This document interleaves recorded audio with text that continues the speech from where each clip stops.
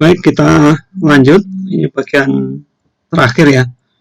Sebelumnya kita sudah bahas yang direct method, tapi baru sampai cash inflow, yaitu cash receive from customer.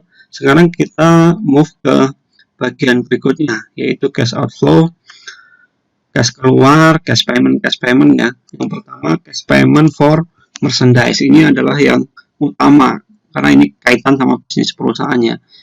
Pengeluaran kas yang digunakan untuk membayar barang dagangan atau inventory. Sebagaimana dibahas sebelumnya, bahwa cash payment for merchandise ini sumber data utamanya adalah dari COGS yang ada di income statement. Namun, dia harus disesuaikan agar menjadi cash payment for merchandise. Penyesuaiannya apa saja? Penyesuaian yang pertama adalah perubahan dari inventories. Kenapa? Karena kita tahu bahwa cost of COGS ini mencerminkan adalah nilai dari inventory yang terjual. Padahal yang dibeli perusahaan yang dibayar untuk merchandise itu tidak hanya yang dijual saja. Ingat bahwa ada barang yang tidak terjual, yang menjadi saldo akhir, yang menjadi inventory di akhir tahun. Nah, itu yang harus di-adjustnya. Adjustnya gimana? Yaitu kalau ada penambahan inventories, artinya saldo akhir periode ini lebih tinggi dibandingkan saldo akhir periode sebelumnya, berarti ada barang yang tidak terjual, barang yang sudah dibeli tapi tidak terjual yang bertambah di saldo akhir. Makanya COGS harus ditambahkan dengan kenaikan inventory tadi agar mencerminkan semua inventory yang dibeli di periode itu. Jadi tidak hanya yang terjual tapi juga inventory yang sudah dibeli tapi belum laku yang menjadi saldo akhir. Makanya kenaikan inventory penyesuaiannya adalah ditambahkan. Dan sebaliknya kalau ada penurunan inventory yang artinya saldo akhir periode ini lebih rendah dibandingkan saldo akhir inventory periode lalu. Kenapa dikurangkan? Kalau ada penurunan inventory ya karena sebagian dari COGS yang terjual ini, sebagian dari inventory yang terjual itu berasal dari pemakaian saldo akhir periode sebelumnya yang artinya dibeli di periode lalu, yang sudah dibayar di periode lalu. Makanya harus dikurangkan agar cash payment for merchandise ini mencerminkan benar-benar yang dibayarkan perusahaan di periode itu saja. Apakah sudah selesai? Penyesuaian belum. Ingat tadi yang di cash receive from customer ada yang transaksi secara kredit. Begitu juga ini. COGS yang ada di income statement itu tidak sepenuhnya semuanya dilakukan secara tunai. Karena prinsipnya adalah accrual basis. Makanya harus disesuaikan dengan transaksi-transaksi yang dilakukan secara kredit, yaitu tercermin dari perubahan accounts payable. Penyesuaiannya seperti apa? Yaitu penyesuaiannya kalau ada penurunan accounts payable itu harus ditambahkan ke COGS. Kenapa ditambahkan? Karena kalau ada penurunan accounts payable artinya perusahaan ini mengeluarkan uang tambahan untuk membayar pelunasan sebagian dari accounts payable-nya.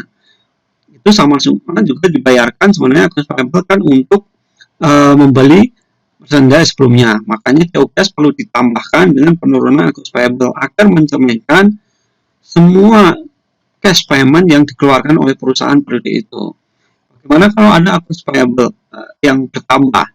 Artinya kalau ada accounts payable bertambah, ini sebenarnya ada kenaikan utang perusahaan. Artinya lagi, dengan kata lain, bahwa pembelian inventory di waktu itu, merchandise di periode itu, sebagian lebih besar itu dilakukan secara kredit, tidak semuanya secara tunai. Makanya kalau ada kenaikan accounts payable, ini harus dikurangkan ke COGS. Ini baru pada akhirnya menjadi cash payment for merchandise.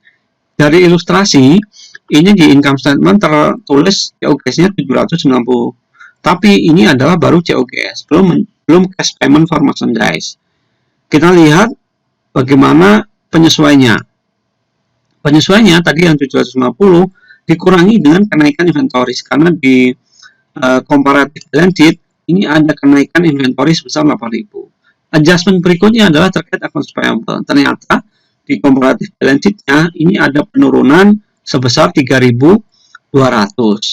In total, cash payment for merchandise-nya jadi 750 dikurangi 8.000 ditambah 3.200 sehingga menjadi 785.200. Penyesuaian detailnya ada di bawahnya.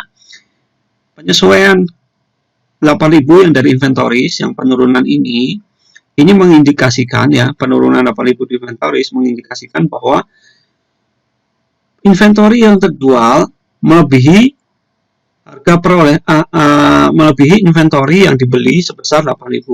Atau dengan kata lain, COGS-nya mencakup 8.000 dolar inventory yang tidak memerlukan outflow di periode itu, karena 8.000-nya ini dibeli di periode sebelumnya. Makanya 8.000 ini harus dikeluarkan, harus dikurangkan dari COGS untuk menentukan cash payment for merchandise periode itu.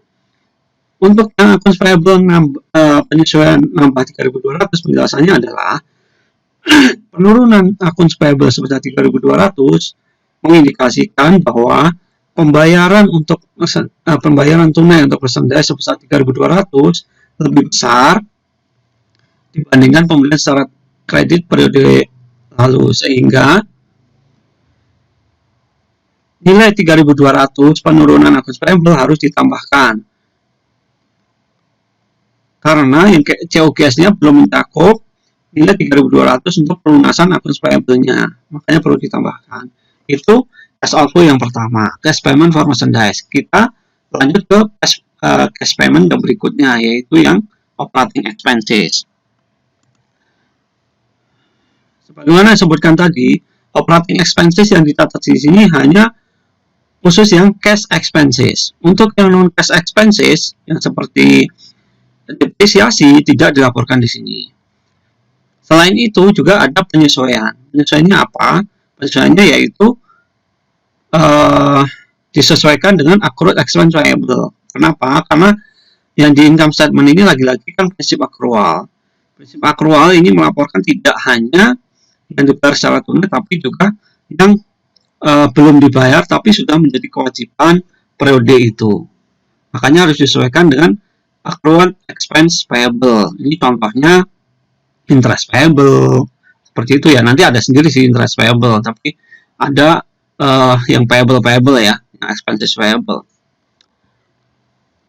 Penyesuaiannya adalah kalau ada penurunan accrued expense payable itu harus ditambahkan. Ini logikanya mirip dengan yang accounts payable tadi. Kalau ada penurunan accrued expense payable, ini artinya ada cash payment selain untuk membayar expense, yaitu cash payment untuk melunasi, karena ini ada turun ya, utangnya turun, berarti ada cash payment untuk melunasi accrued expense terutang yang periode lalu, yang jatuh temponya periode ini. Dan sebaliknya, kalau ada kenaikan accrued expense payable, berarti operating expense yang ditanggung dalam income statement sebagiannya itu tidak harus dilunasi periode itu. Sebagian masih bisa, sebagian memang deadline-nya itu periode berikutnya gitu. Makanya kalau ada kenaikan accrued expense payable ini mengurangi operating expenses yang dilaporkan dalam income statement. Ini menjadi cash payment for operating expenses. Di ilustrasi di net income ini total operating expense-nya 203.000 termasuk depresiasi expense 7.000. Untuk menentukan cash payment for operating expense 7.000-nya harus dikeluarkan dulu, yaitu menjadi 196.000. Kemudian disesuaikan dengan kriteria yang ini. Bagaimana hasilnya kita lihat. Operating expense selain depresiasi sebesar 196.000. Ternyata di comparative balance sheet ada kenaikan accrued expense payable sebesar 2.200. Jadi cash payment for operating expenses-nya adalah 193.800. Penjelasan detailnya, kenaikan accrued expense payable mengindikasikan bahwa cash payment untuk operating expense ini lebih rendah 2.200 ya dibandingkan dari yang dilaporkan, karena yang 2.200 ini jatuh temponya bukan periode ini, masih menjadi payable, harus dibayarinya di periode setelahnya. Makanya 2.200-nya dikurangkan dari operating expense untuk menentukan cash payment for operating expenses. Itu untuk cash payment for operating expense. Langkah berikutnya, cash payment berikutnya adalah interest expense. Kita lihat cash payment for interest expense ini penyesuaiannya juga sama ya. Jadi disesuaikan dengan interest payable. Kalau tadi accrued expense payable sebenarnya logikanya sama dengan ini, interest payable. karena jatuh temponya di lunasinya misalnya 1 Januari. Pada saat 31 Desember kan sudah mengakui interest expense. Nah, interest expense-nya seperti itu harus disesuaikan dengan interest payable. Kalau ada penurunan interest payable berarti harus ditambah karena ada pelunasan gitu ya. Dan sebaliknya, kalau ada kenaikan interest payable, interest expense yang di income statement harus dikurangi karena sebagian interest expense-nya itu harus dilunasinya, harus dibayarnya adalah di periode setelahnya. Itu menjadi cash payment for interest. Dari ilustrasi, interest expense-nya 8.000. Kenapa? Karena tidak ada interest payable di comparative balance sheet, makanya tidak perlu ada adjustment of interest expense. Ini kalau semuanya kayak gini, cepat ngerjainnya teman-teman ya, nggak ada penyesuaian gitu. Tapi sepertinya sangat jarang gitu ya. Contoh interest aja biasanya kan dibayarkan awal Januari gitu. Ini kebetulan soalnya dibayarkan di Desember sama Juli, jadi semuanya udah clear gitu, nggak ada interest payable. Terakhir, cash payment-nya adalah untuk income tax. Bagaimana income tax? Sebenarnya prinsipnya sama juga ya, dari operating expense, interest expense, sama income taxes. Sama, jadi dia disesuaikan dengan income tax payable. Kenapa? Logikanya juga sama. Kalau ada penurunan income tax payable, berarti ada pembayaran untuk income tax, untuk utang pajak periode sebelumnya yang dilakukan di tahun ini. Makanya kalau ada penurunan income tax payable itu ditambahkan ke income tax expense yang ada di income statement. Dan sebaliknya, kalau ada kenaikan income tax payable itu harus dikurangkan dari income tax expense karena income tax expense yang ada di income statement tidak semuanya harus dibayar periode itu. Di contoh ini income tax-nya dilaporkan income tax expense-nya sebesar 83.000. Penyesuaiannya seperti apa? Mari kita lihat. Ternyata ada di comparative balance sheet ini ada penurunan income tax payable 500. Berarti harus ditambahkan karena berarti ada pembayaran hutang pajak periode lalu di tahun 2010, makanya harus ditambahkan. Penjelasannya, penurunan income tax payable sebesar 500 mengindikasikan bahwa pembayaran untuk income tax $500 lebih tinggi daripada income tax expense yang dilaporkan dalam income statement di tahun 2010. Oleh karena itu, income tax expense perlu ditambahkan sebesar 500 untuk menghitung cash payment for income taxes. Nah, dengan demikian kita sudah menyelesaikan cash outflow untuk direct method ya. Baik dari cash merchandise, cash payment for merchandise, cash payment for operating expense, cash payment for interest, dan terakhir cash payment for income taxes. Tadi juga kita sudah diskusikan cash receipt, yaitu cash receipt from customer. Untuk itu kita bisa summary-kan cash. Kita juga sudah mulai bisa membuat cash flow from operating activities. Kita summary-kan ya, yang cash receipt from merchandise, cash receipt from customer kurangi dengan cash payment. Kemudian di akhirnya ketemu net cash flow from operating activities. Untuk yang investing dan financing sudah dihitung sebelumnya di indirect method, jadi di sini tidak perlu dihitung lagi. Kita langsung jump ke statement of cash flow secara lengkap ya. Mari kita lihat. Ini kita lihat di sini. Di sini cash flow-nya yang direct method-nya seperti ini ya. Untuk yang hitam ini sama dengan yang indirect method. Jadi cash flow from investing, cash flow from financing, sampai yang paling bawah increase in cash dan cash at beginning, cash di end, ini sama persis dengan yang indirect method. Untuk membedakan ini yang warna lain ini yang agak ungu ya, kalau nggak salah ini warnanya ungu. Ini yang membedakan direct method dan indirect method. Tapi net cash flow-nya ketemunya sama 100.500. Nah, ini kita sudah selesai statement of cash flow.